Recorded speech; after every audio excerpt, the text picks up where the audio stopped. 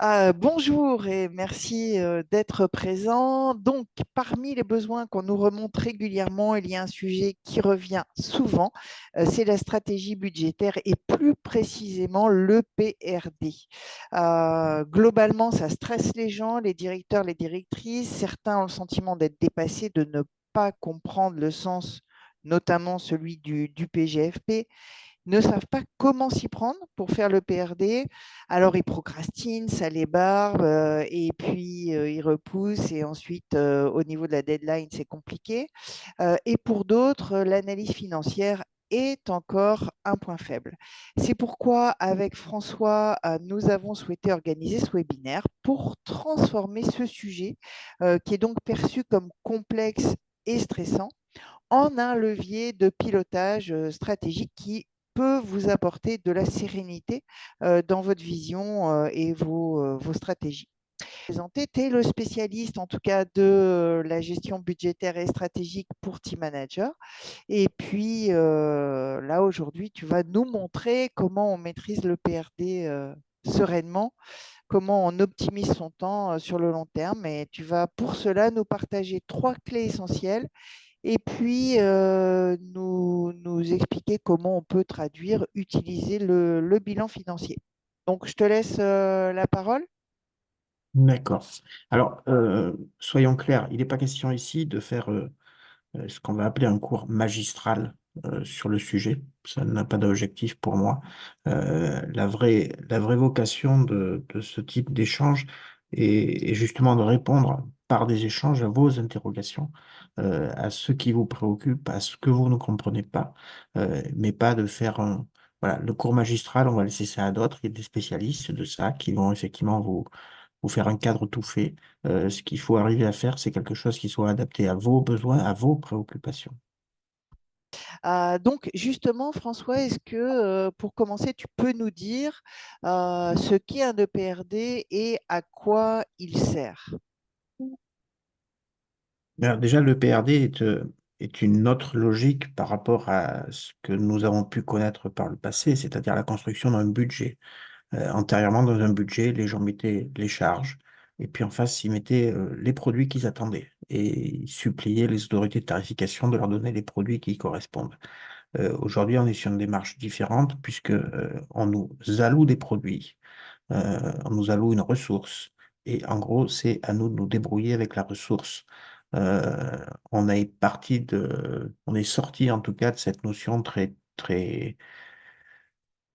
théorique et très erroné de dire on fait un budget à l'équilibre. Ça veut rien dire un budget à l'équilibre. Il n'y a pas de budget à l'équilibre.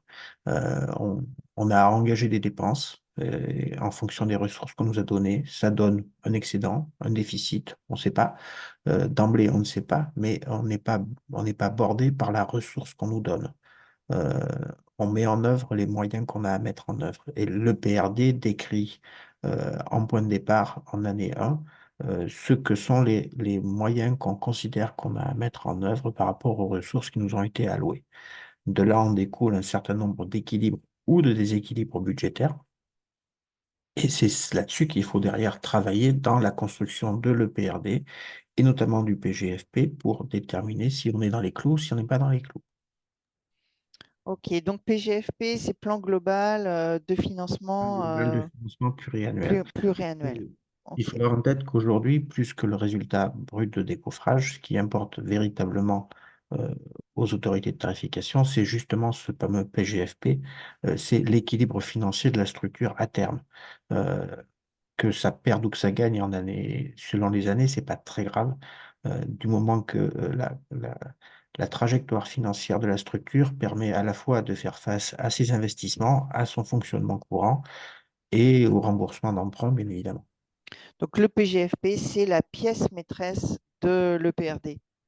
Dans la logique actuelle, oui, puisqu'on est enfin, on est vraiment sur une logique purement financière. Et Le compte d'exploitation n'est qu'un produit qui conduit à l'analyse financière et à la trajectoire financière de la structure. donc, merci pour toutes ces précisions, François. Euh, Justement, on a des demandes qui concernent la chose suivante, c'est comment je m'y prends quand j'ai jamais fait de PRD pour en faire un? Par quoi je commence? C'est quoi la première clé pour m'organiser pour remplir le PRD? De toute façon, la première pierre de l'EPRD, c'est l'ERRD de l'exercice précédent. C'est lui qui va un peu conditionner le point de départ de tout ça. Euh, Derrière, la partie prévisionnelle en termes de compte de résultats doit partir d'une analyse relativement fine de ce qu'est le RRD de l'exercice précédent pour voir les éléments qui derrière sont récurrents, pas récurrents, de manière à pouvoir affiner la trajectoire des dépenses qu'on engage. Là-dessus, il y a des dépenses qu'on engage dont on connaît comment elles se développent, notamment via les dotations aux amortissements, les intérêts sur emprunt, les choses comme ça. Les évolutions des charges salariales, alors qui sont toujours que de la projection, puisqu'on n'est pas en mesure de déterminer quelles vont être les augmentations de valeur de points qui vont pouvoir être décidées sur des notions qui nous échappent complètement, puisque souvent c'est décidé hors nous, quelque part. Hmm. C'est pas nous qui décidons ce type de variation. Donc on est obligé de partir sur des hypothèses d'évolution. Et qui dit hypothèse d'évolution dit qu'on est sur du prévisionnel, et un prévisionnel, ben, c'est de la projection, voilà, on a toujours une part d'inconnu dans un prévisionnel. Un prévisionnel n'a pas vocation à être juste en tant que tel. Il va donner une tendance en fonction des paramètres d'évolution qu'on peut définir sur un certain nombre de postes de charge. Si on considère effectivement que le poste d'alimentation va augmenter de 3% par an, et après, c'est vraiment le gestionnaire qui a la main effectivement pour voir qu'est-ce qu'il peut définir, comment il pense que ces charges vont évoluer, sur quoi il peut faire des économies, parce que la logique aussi, c'est quand même de réfléchir à sur quoi je peux faire des économies. Si j'ai des dépenses énergétiques qui sont importantes, qu'est-ce que je peux faire dans le futur pour les réduire? Si j'ai des dépenses sur des contrats de maintenance qui sont importantes, qu'est-ce que je peux dénoncer, à quelle échéance pour arriver à réduire les coûts correspondants? C'est la construction de l'EPRD, c'est aussi tout ça quelque part, c'est réfléchir où est-ce que je vais avoir des surcoûts dans un premier temps, dans la première année à venir, mais au-delà, et où est-ce que je peux arriver à dégager des économies. Donc, la première clé, c'est partir de l'ERRD, des dépenses, tracer une trajectoire prévisionnelle qui est donc pas forcément juste parce que c'est complexe de deviner à 5 ou 6 ans toutes les évolutions qu'il va y avoir. C'est aussi la recherche des économies par rapport à des dépenses qui peuvent paraître élevées comme la maintenance, voire aussi peut-être dans Économies, le... les augmentations de dépenses, parce qu'il n'y a pas que des économies, c'est les évolutions prévisionnelles des différents postes de dépenses. Oui, On ne va pas aller chercher le centime ou l'euro de décalage, c'est pas la question. ouais. Mais c'est Ouais, vraiment ce que tu dis, c'est que c'est dans les grandes masses, c'est une prévision globale.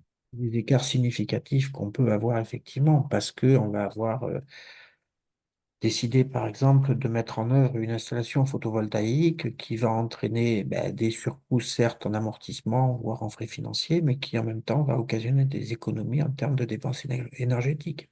Mm. Et c'est vraiment une réflexion globale par rapport à ce qu'on veut faire de sa boutique. Qu'est-ce qu'on veut en faire? Vers quoi on veut évoluer? Et justement, quelle est la deuxième clé pour un EPRD serein? Quels sont tes conseils? Ben, déjà, ne pas attendre le dernier moment pour s'en préoccuper. Parce qu'on peut commencer à travailler sur le PRD même déjà avant d'avoir arrêté le RRD. On peut déjà commencer à réfléchir à un certain nombre de choses. Euh, mais dans tous les cas, pas attendre le 30 juin à minuit pour se dire, ah, il faut que je dépose le PRD, c'est ma contrainte. Arrêtez de le voir comme une contrainte. C'est un outil de travail. Donc, il ne faut pas le voir juste comme une contrainte, il faut le voir comme un outil à sa disposition. Donc, c'est anticipé. Évidemment, tu as parlé justement tout à l'heure dans les charges d'amortissement, donc ça veut dire anticiper les investissements sur 5-6 ans, c'est pas rien. par rapport à un projet d'établissement, par rapport à un projet stratégique de la gouvernance. Et donc, ça permet aussi de faire des hypothèses et de prendre des décisions. C'est ce qui introduit la troisième clé. Oui, ben l'autre élément clé pour pouvoir construire le PRD, et notamment sur la mention, la notion pluridisciplinaire, sur la dimension, pardon, pluridisciplinaire, c'est d'avoir un plan pluriannuel d'investissement qui permet effectivement d'avoir ces évolutions prévisibles sur des décisions stratégiques qu'on peut être amené à prendre sur le patrimoine immobilier, sur les équipements, etc. Mhm. Parce que ça a un impact direct à la fois sur les grands équilibres financiers, et puis également au niveau des amortissements sur les charges, mais qui vont générer de la CAF. Est-ce que tu peux nous expliquer un peu cette idée-là, enfin ce fonctionnement-là des immobilisations et investissements? Parce que souvent, c'est une source d'incompréhension, notamment pour les conseils d'administration. Et il y a souvent des problématiques qui peuvent se poser, notamment quand on est locataire de ces locaux et qu'on a des problématiques de, de, de- de gros travaux à faire dont on attendrait du propriétaire qu'il les fasse, mais souvent on s'aperçoit qu'avec ben, notamment les bailleurs sociaux, quand ils font des gros travaux, ils augmentent les loyers. Euh, et on se retrouve des fois avec des choses qui sont totalement démesurées, alors que souvent on peut avoir intérêt ben, à prendre la maîtrise du patrimoine immobilier, à faire soi-même ses gros travaux, euh, économiser les loyers et faire les travaux qui correspondent. Euh, et du coup, on génère des dotations aux amortissements qui sont une forme de rétention de résultats qui permettent de réactiver la machine derrière en termes d'investissement. Ouais, et ça, bah, c'est pas évident à comprendre ce jeu, cette interaction entre la différence qu'il peut y avoir entre une location et entre le fait de faire les travaux, de les assumer financièrement, qui peut représenter une grosse dépense à un moment précis, mais derrière qui va s'amortir et puis qui va générer effectivement des capacités d'autofinancement. Et puis c'est vrai que c'est quand même aussi une facilité de fonctionnement, parce que souvent, euh, quand il faut pleurer auprès d'un propriétaire, notamment un bailleur social, parce que c'est souvent des bailleurs sociaux qu'on a derrière, Mm. euh, quand il faut pleurer auprès d'un bailleur social pour faire des travaux, ah oui, alors c'est pas prévu cette année, on va voir si on peut le mettre au budget de l'an prochain ou de l'année d'après ou de machin. Sauf que souvent dans les établissements, on a besoin d'avoir une forme de réactivité par rapport aux travaux qu'on a besoin de faire, qui sont en total décalage par rapport à l'absence de réactivité du bailleur. Et ça, on en parle au prochain webinaire le 27 mai. Il y aura un webinaire spécifiquement là-dessus sur la stratégie immobilière le 27 mai à 11 heures. Donc, les questions qu'on a aussi concernent les annexes. Comment on remplit la fameuse annexe financière, là je pense aux EHPAD notamment, qu'ont cette annexe à remplir et qui, il y a beaucoup de directrices, directeurs qui rencontrent des difficultés pour remplir cette annexe. Est-ce qu'elle est toujours aussi importante? Et puis, comment on peut procéder? Est-ce qu'on commence par l'annexe ou est-ce qu'on l'annexe donc financière, ou est-ce qu'on commence par l'annexe 1, le PRD global? Il n'y a pas de règle en la matière. On peut partir du global pour aller vers le détail ou du détail pour aller vers le global. La difficulté de l'annexe financière, c'est que c'est une présentation qui est différente que celle du compte de résultat prévisionnel. Le compte de résultat prévisionnel, il est dans sa formulation classique avec les groupes fonctionnels, un 2 3 pouf, alors que l'annexe financière, elle est plus dans cette présentation-là. Elle, c'est un compte de résultat en liste sur lesquels les recoupements avec l'autre compte de résultat peuvent être difficiles. Donc, il est clair qu'il faut avoir une forme de tableau de passage de l'un vers l'autre pour ne pas perdre les morceaux. Merci pour toutes ces précisions concernant le PRD. Juste dans cette EPRD, il y a un onglet dans l'annexe 1 qui s'appelle bilan financier, qui traduit des équilibres financiers. Qu'est-ce que tu peux nous dire sur ce document? En quoi il est important de maîtriser justement sa lecture? Ah, il est important à plus d'un titre. Il est important d'avoir un fonds de roulement d'investissement qui soit positif, ce qui veut dire qu'effectivement, on a financé nos investissements avec des ressources stables, avec des ressources durables. On n'est pas, qu'on ne soit pas déséquilibré à ce niveau-là. Il est important effectivement de voir quelle évolution on a au niveau du fonds de roulement net global, c'est-à-dire l'argent de fait qui nous permet de financer derrière l'exploitation. Et puis, comment on est articulé en termes de besoins en fonds de roulement ou d'excédent du financement de l'exploitation. Donc, quel argent véritablement on consomme dans l'exploitation. Euh, c'est vital, effectivement, d'avoir un fonds de roulement net global qui permette de financer le besoin en fonds de roulement. Alors, normalement, en établissements médico-sociaux, si on est sur une comptabilité classique, entre guillemets, on n'a pas de besoin en fonds de roulement. On a un excédent du financement de l'exploitation. On ne retrouve la problématique du besoin en fonds de roulement que dans les établissements qui sont en comptabilité publique, parce qu'effectivement, on a des sorties qui sont anticipées et qui déséquilibrent grandement la truc. Souvent, dans les bilans financiers des établissements publics, ben, il y a pas de dette, ben, il y a pas de provision pour congés payés, par exemple. Ça n'existe pas. Il n'y a souvent pas de dette fiscale et sociale parce que tout a été payé à la clôture de l'exercice.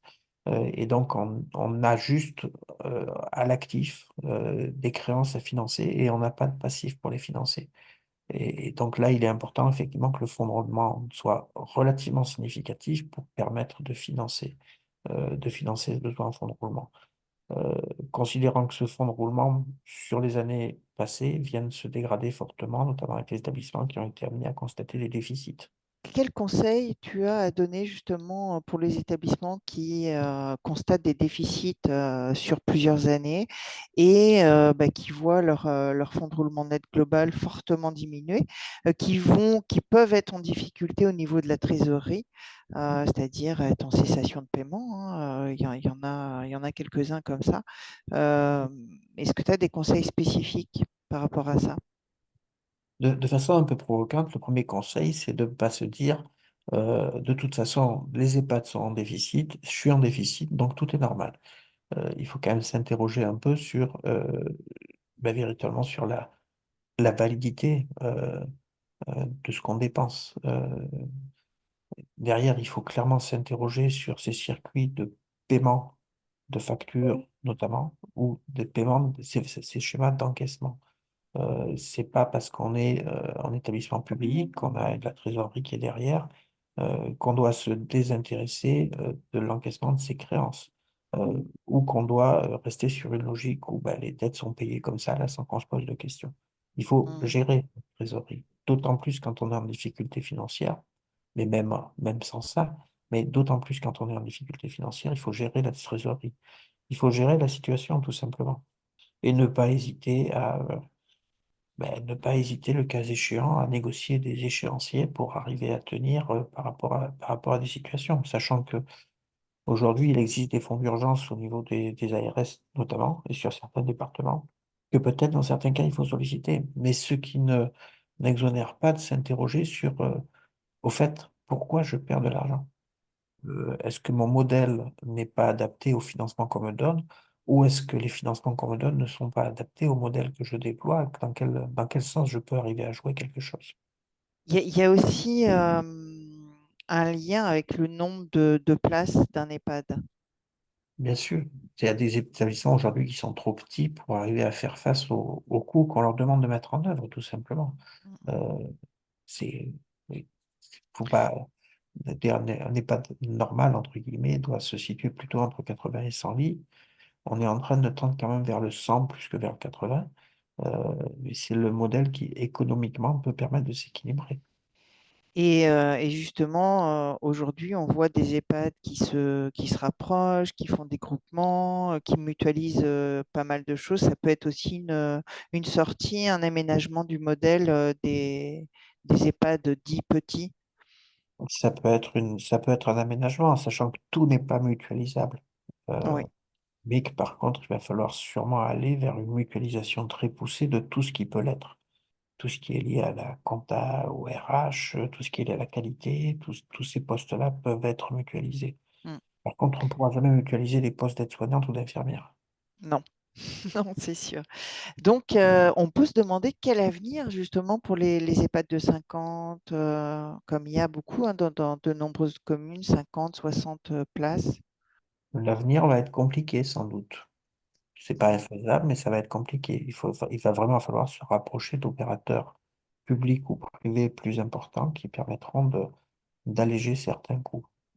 Et le cas échéant, si effectivement on veut continuer, mais il faut surtout pas prendre le risque. Donc ça veut dire que potentiellement, il faut pouvoir se donner les moyens d'avoir des déficits, euh, mais il vaut mieux faire du déficit que prendre des risques. On peut me mettre en prison pour un défaut de soins ou pour un problème dans la cuisine. On ne me mettra pas en prison parce que j'ai un déficit. Et puis, ben, on accompagne des personnes qui nous font confiance. Donc, de toute façon, c'est une des premières missions des EHPAD, hein, sécuriser les accompagnements et puis l'hébergement. Donc, attention, ne pas prendre de risques. Mieux vaut prendre le risque d'un déficit et puis sécuriser tout l'accompagnement. Et puis, quand même réfléchir à sa stratégie. Réfléchir après à Ouais, l'évolution de sa modalité de prise en charge, parce que ça peut pas être pérennisé comme ça. ouais. Mais, mais voilà, on peut Mm, pas. mm, Il y a trop de risques à prendre à un moment donné. Et mm. le déficit n'est pas le risque majeur. Merci beaucoup pour ces précisions qui nous montrent que l'EPRD, c'est un véritable outil stratégique, c'est un véritable outil de négociation, que ce soit avec les autorités de tarification, avec son conseil d'administration.